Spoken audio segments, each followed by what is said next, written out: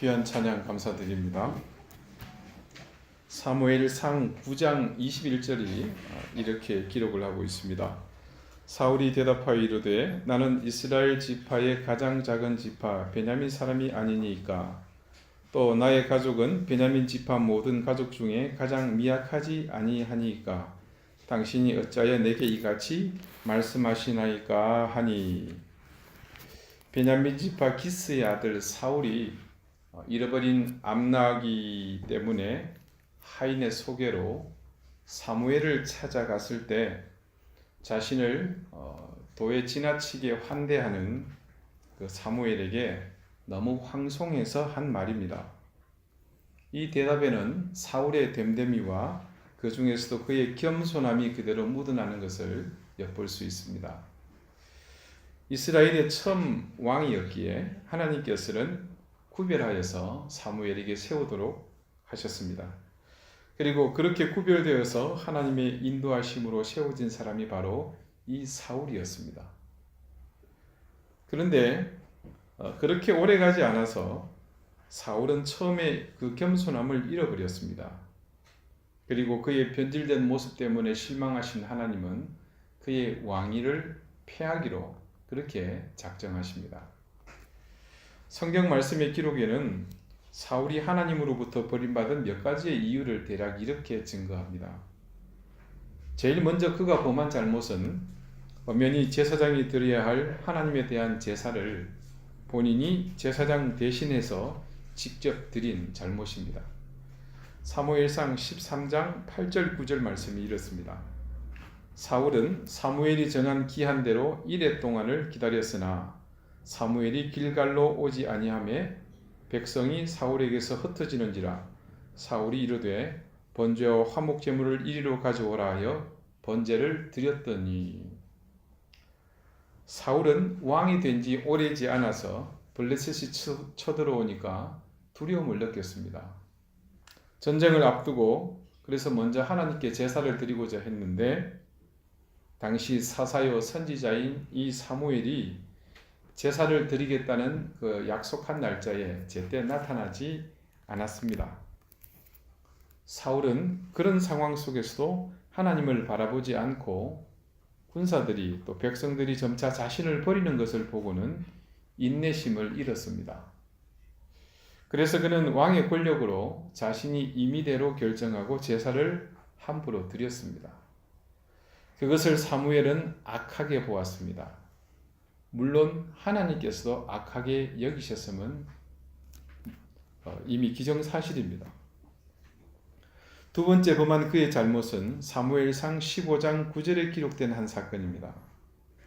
사울과 백성이 아각과 그의 양과 소의 가장 좋은 것 또는 기름진 것과 어린 양과 모든 좋은 것을 남기고 진멸하기를 즐겨 아니하고 가치 없고 하찮은 것은 진멸하니라.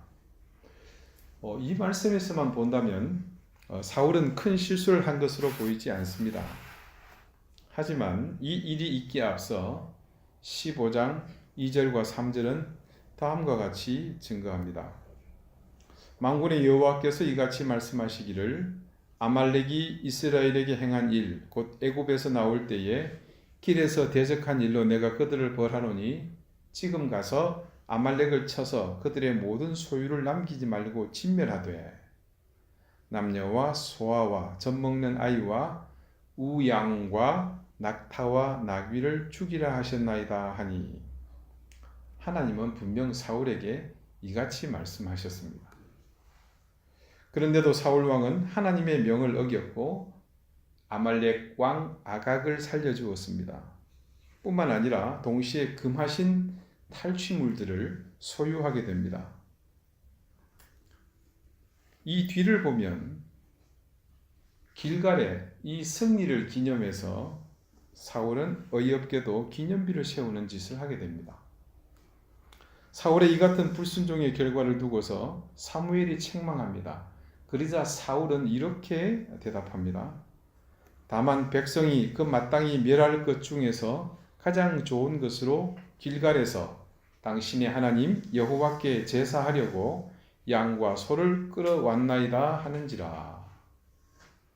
사울의 변명은 하나님께 제사를 드리기 위해 짐승을 살려두었노라고 합니다.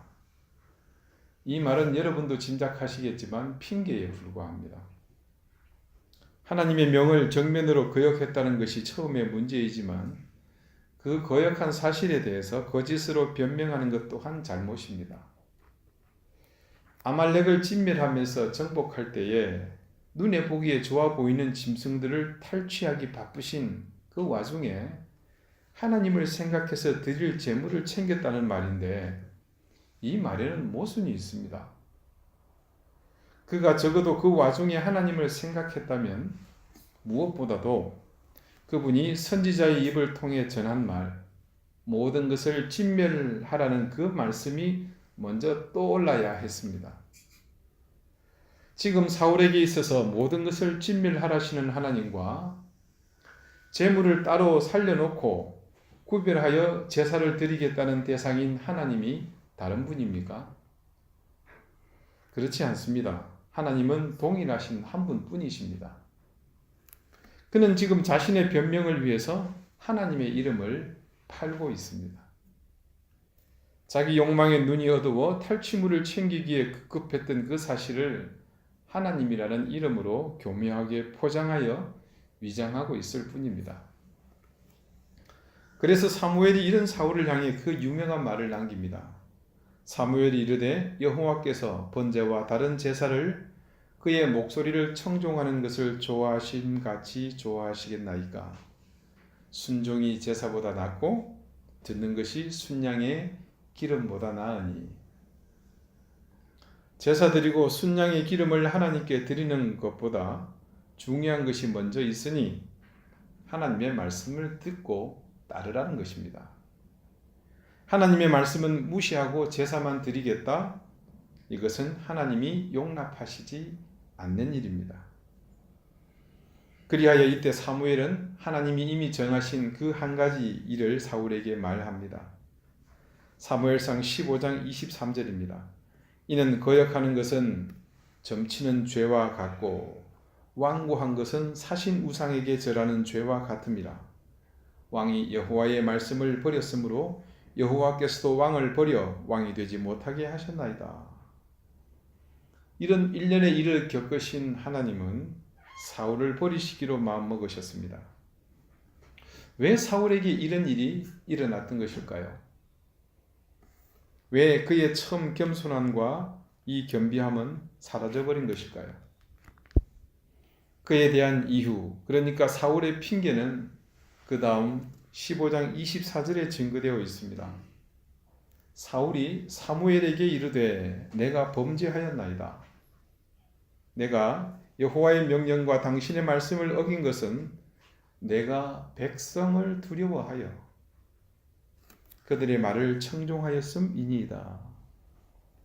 사울은 이 말 속에서 자신이 저지른 일에 대한 사죄와 함께 이유를 말하고 있는데 그 이유 속에 사울이 그런 실수 아닌 잘못을 저지를 수밖에 없는 진짜 원인이 있음을 알 수 있습니다. 방금 읽어드린 말씀의 하반절에 사울이 하나님 말고 두려워한 또 다른 대상이 나옵니다. 그들은 다름 아닌 이스라엘 백성들입니다. 사울이 정말로 백성들을 두려워했는지 아닌지는 이 대답만으로는 알 수 없습니다. 그런데 조금만 생각해 보면 우리는 그 해답을 금방 알 수 있습니다. 사울의 대답 속에서 백성이 두려웠다는 것은 역시 핑계입니다. 그가 두려워했던 것은 정작 백성 그 자체가 아니라 그 백성들에게 지지받고 있는 자신의 위치가 흔들리는 것이 두려웠던 것이죠. 그래서 그 두려움 때문에 하나님의 명령과 선지자 사무엘의 충고가 중요하게 생각되지 않았던 겁니다. 신약에도 똑같은 이름을 가진 한 사람이 등장합니다. 그는 후일에 사도 바울이 된 청년 사울입니다. 사도행전 7장 57절 이하에 스데반이 예수 그리스도를 증거하고 유대인들에게 순교당하는 그 절체절명의 순간이 이렇게 증거되어 있습니다. 그들이 큰 소리를 지르며 귀를 막고 일제히 그에게 달려들어 성 밖으로 내치고 돌로 칠세. 그들은 유대인이고 그는 스데반을 말합니다. 증인들이 옷을 벗어 사울이라 하는 청년의 발 앞에 두니라. 그리고 스데반이 죽은 후에 사울은 그가 죽임당함을 마땅히 여기더라.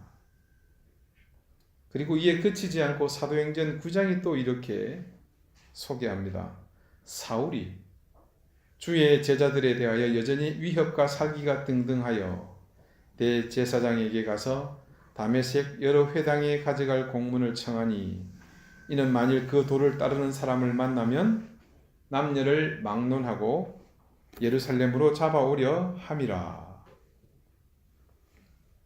우리가 관심 있게 보지 않아서 단지 예수 믿는 사람을 핍박하던 사울 정도로만 알고 있지만 실상은 거의 최초로 기억되고 있는 이 상징적인 순교의 현장을 좌지우지했던 핵심 인물이 바로 사울이었습니다. 그 사람은 우리가 생각하는 것보다 훨씬 더 악랄했고 포악했고 그리고 무서우리만치 집요하게 주님을 믿는 사람을 괴롭혔던 장본인입니다. 그런데 그런 청년 사울이 변했습니다. 그의 변화된 인생을 가장 잘 대변해주는 유명한 그의 고백이 있습니다. 사도행전 21장 24절 말씀입니다.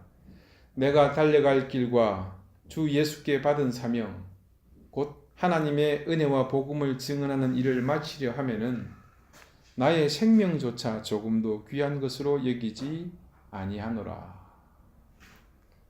이전의 모습과 전혀 다른 완전히 되돌아선 그의 인생관을 이 말씀에서 볼 수 있습니다. 이전에는 예수 그리스도를 추종하는 사람들을 모두 결박하여 예루살렘 대제사장에게 끌고 오는 것이 인생의 과업이었던 사울이 이제는 복음의 최일선에서 그 일을 하는 것을 자신의 생명보다 더 귀한 것으로 여긴다고 고백하고 있지 않습니까? 이스라엘 초대왕 사울과 이 신약 시대의 사울은 둘 다 인생의 방향이 삶에서 어느 날 갑자기 바뀌게 되었습니다. 그 두 사람이 처음에 인생관이 바뀌게 된 것은 모두 다 중간에 특별한 이유가 있습니다. 무엇이 이 사람들을 각각 변하게 만들었습니까? 구약의 사울 왕은 자신의 고백처럼 백성들에 대한 두려움이었습니다. 그런데 그 두려움의 진실은 실상은 자신의 왕권에 대한 집착 때문이었죠. 백성이 자신을 떠나가면, 자신을 지지하지 않으면 어떻게 하나 하는 그 두려움 때문이었습니다. 신약의 사울 역시 그 인생관이 바뀌게 된 데는 사울 왕과 같이 그에게 영향을 준 것이 있습니다. 청년 사울에게 그 인생을 송두리째 바꾸어 놓은 영향을 준 것은 바로 예수 그리스도와의 만남입니다. 청년 사울이 예수 그리스도의 실존을 경험하면서 그의 나머지 인생을 자신의 목숨을 걸면서 가고자 했던 그 전혀 새로운 길로 그는 자신의 인생을 던지지 않습니까? 저는 이 두 사람의 삶에서 일어난 이 기념비적인 일에 대해서 이렇게 정리를 해봅니다. 구약의 사울 왕과 신약의 청년 사울에게서 자신의 삶에서 우선순위의 변화가 생겼다. 사울 왕은 하나님을 경외하던 겸손하고 겸비된 훈남이었지만 왕이 되면서 자신의 권력에 대한 집착으로 자기 일생의 최우선이던 하나님을 순위에서 밀어냈습니다. 반면에 사울은 반대의 경우입니다. 자신만의 경전, 그 토라 속에 갇혀 있는 자신들이 만든 그런 여호와 하나님이 인생의 최고의 우선순위였다면 그는 이후로는 자신들의 율법으로 제한하고 그들만 소유했던 껍데기요 그림자에 불과한 그 하나님이 아니라 우리를 위해 모든 죄를 대속하시려고 십자가에서 죽으시고 부활하신 그 하나님을 믿는 믿음이 자신의 삶에서 최우선 순위로 자리 잡게 되었습니다. 이 두 인물은 자신의 인생에서 무엇을 최우선에 두느냐에 따라서 그들의 이후 일생이 완전히 달라지는 새로운 삶을 살게 됩니다. 하나님이 인생에서 최우선 순위가 되지 않으니 당연히 자신이 최고로 여기는 것, 어떤 것이 되었건 그것이 제일 우선되는 인생을 살게 됩니다. 우리가 잘 아는 것처럼 우리 인생에서 제일 우선하는 것이 바로 삶의 방향이 됩니다. 그 우선하는 것이 이끄는 대로 자연스럽게 만들어지는 것이 나의 삶 자체요. 그 삶들이 지나온 그 과정들, 그 삶의 궤적이 모여서 바로 나의 인생이 되는 것입니다. 사울 왕이 그렇게 자신의 인생을 살면서 마지막으로 하나님으로부터 결정적으로 버림받게 되는 사건이 또 일어납니다. 길보아에서 블레셋과 대치하고 있던 사울 왕이 전투를 앞두고서 두려워 하나님께 묻지만 이제 그를 버린 하나님은 응답하시지 않습니다. 더군다나 믿고 의지하던 사무엘마저 죽고 없습니다. 그러자 사울 왕이 극단적인 선택을 하게 되는데 그것은 자신의 부하를 시켜 신접한 사람을 찾게 한 것입니다. 그리하여 찾게 된 엔돌에 사는 신접한 여인을 사울 왕은 변장하고 만나지 않습니까? 이는 아시다시피 하나님이 가장 싫어하시는 일 중 하나입니다. 이 사건 가운데 그 일을 벌이는 사울의 이유는 분명합니다. 하나님이 대답하시지 않기 때문에 그럴 수밖에 없었다고 말입니다. 그는 말씀 속에서 스스로 고백합니다. 하나님이 도무지 대답하시지 않는다. 그런데 여러분, 이런 상황에서 사울 왕이 취해야 할 태도가 무엇이겠습니까? 대답하시지 않는 하나님은 대답을 하시지 않을 뿐이지 듣지 못하시는 분은 아니십니다. 사울 왕이 하나님을 향해서 간절히 부르짖는 것을 그분은 대답하지 않지만 그 순간 그의 부르짖음을 다 듣고 계십니다. 비록 자신이 원하는 대답을 듣지 못하였다 할지라도 그 상황이면 이제는 무조건 엎드려서 하나님께 자비를 구하고 또한 무조건 기다리는 것이 마땅한 태도일 것입니다. 사울 왕은 적어도 그런 작은 수고마저도 무시한 채 자신의 독단적인 결정으로 그 같은 범죄를 하고 맙니다. 여전히 사울 왕에게서 하나님은 순위에서 밀려나 계십니다. 그가 취하고 있는 우선순위가 무엇인지 마지막으로 한 번 더 결정적으로 확인할 수 있는 사건이었습니다. 반면에 바울은 어떻습니까? 그의 마지막을 적나라하게 보여주는 성경 말씀이 있습니다. 그의 편지 디모데후서 4장 6절 이하입니다. 전제와 같이 내가 벌써 부어지고 나의 떠날 시각이 가까웠도다. 나는 선한 싸움을 싸우고 나의 달려갈 길을 마치고 믿음을 지켰으니 이제 후로는 나를 위하여 의의 면류관이 예비되었으므로 주 곧 의로우신 재판장이 그날에 내게 주실 것이며 내게만 아니라 주의 나타나심을 사모하는 모든 자에게 도니라. 이 세상 모든 크리스찬을 통틀어서 가장 위대한 유언이라고 할 수 있는 대목입니다. 그는 죽음이 목전에 다다른 순간에도 주님만이 자신 삶의 최우선이었음을 이 유언을 통해서 우리에게 증거하고 있지 않습니까?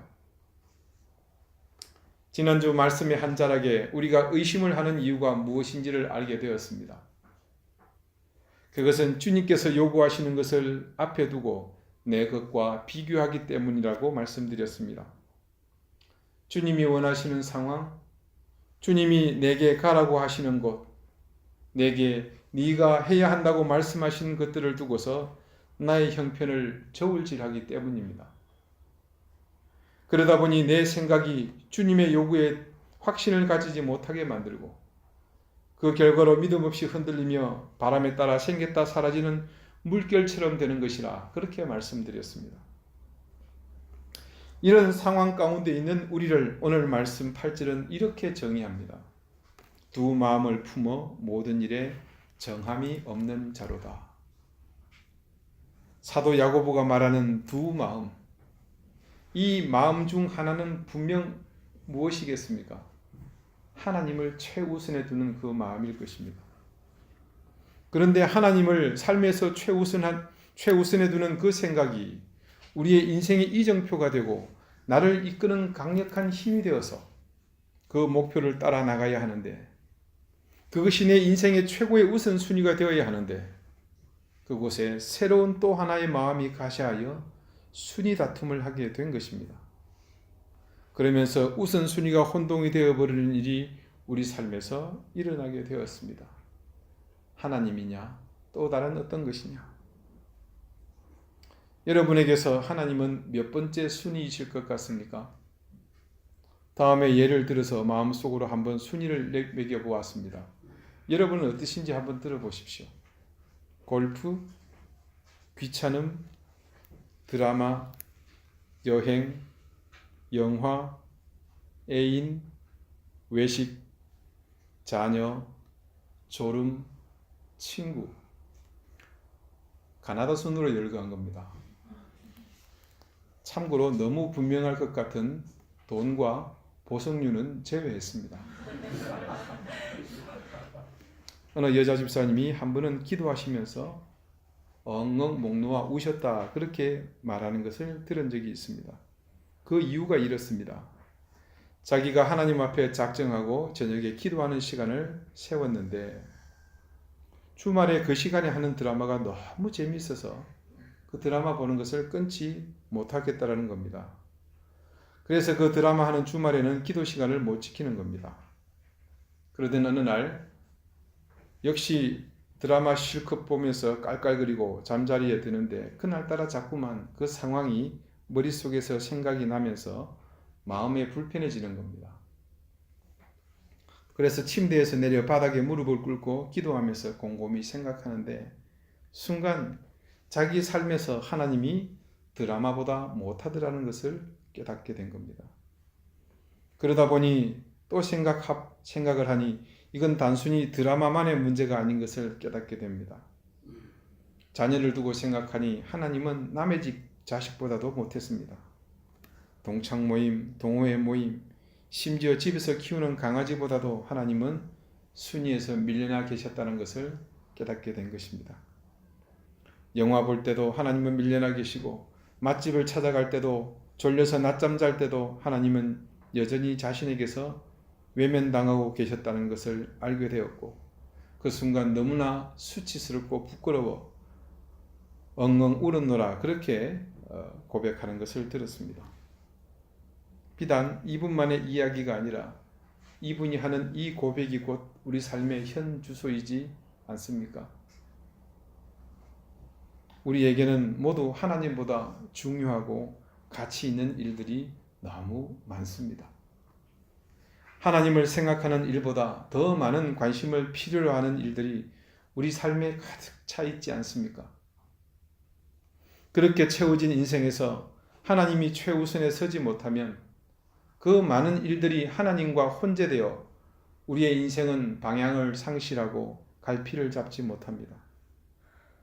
그러다 보니 인생은 믿음을 따라 산다고 하지만 갈팡질팡하게 되고, 신앙으로 산다고 하지만 세상과 구별되지 못하는 막장 드라마, 삼류 소설이 되고 마는 겁니다.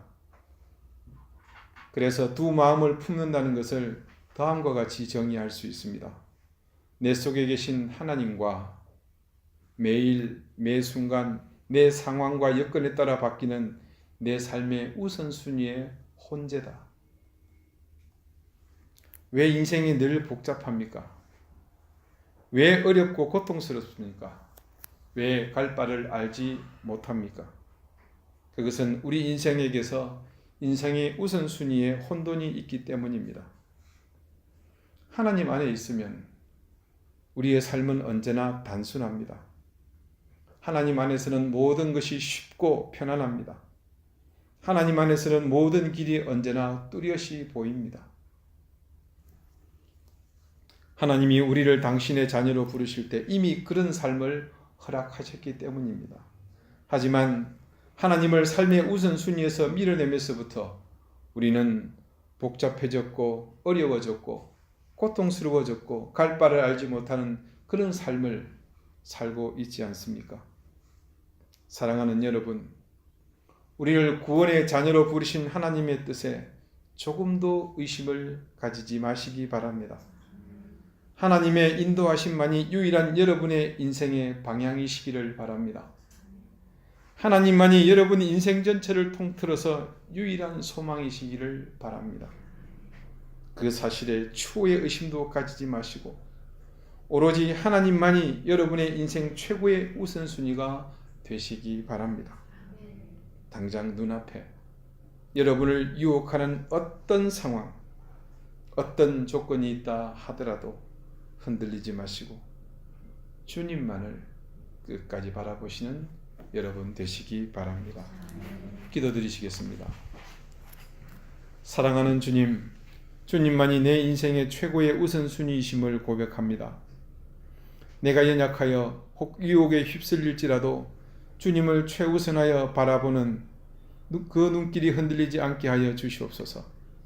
세상이 무너질 듯한 혼돈과 위협이 있을지라도 내 인생의 주인이시오 내 삶의 목적은 오로지 주님뿐임을 단 한순간도 망각하지 않게 하여 주시옵소서.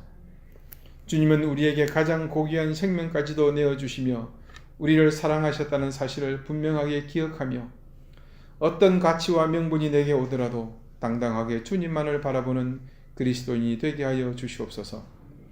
오직 믿음으로 구하고 조금도 의심하지 않겠습니다. 그래서 세찬 바람에 밀리지 않으며 물결처럼 흔들리지 않는 그런 신앙을 견지함으로 무엇이든 주께 얻는 인생이 되겠습니다. 두 마음을 품지 않을 것이며 그래서 모든 일에 정함이 없는 인생으로 살겠습니다. 예수 그리스도 이름으로 기도드리옵나이다. 아멘.